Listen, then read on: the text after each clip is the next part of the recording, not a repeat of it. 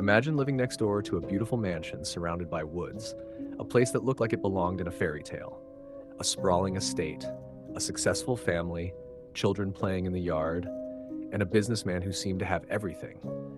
But hidden behind that picture-perfect life was a nightmare that would remain buried for years beneath the soil of Fox Hollow Farm.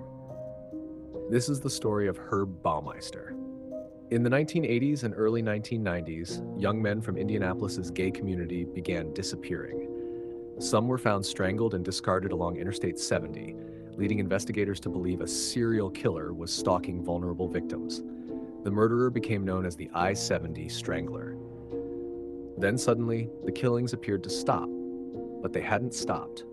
They had simply moved. Herb Baumeister was a wealthy businessman, husband and father of three.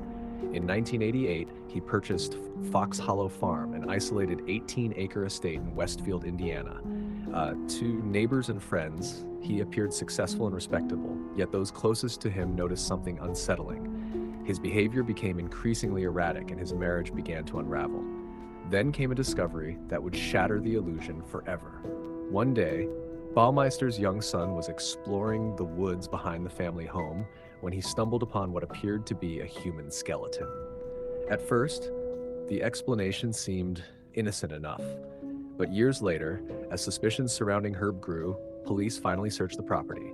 What they found was beyond horrifying. Scattered throughout the woods were thousands of human bone fragments.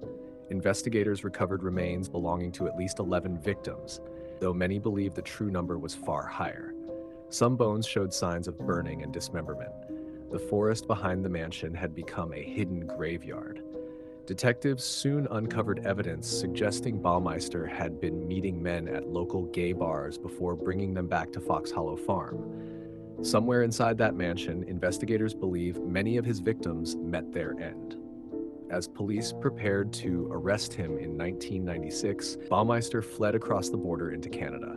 Days later, he was found dead in a remote Ontario park from a self-inflicted gunshot wound.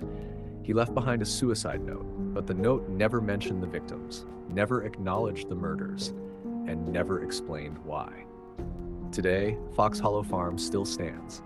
Advances in DNA technology continue identifying victims decades after their deaths, yet many questions remain unanswered, lingering in the woods where countless secrets were buried alongside the dead.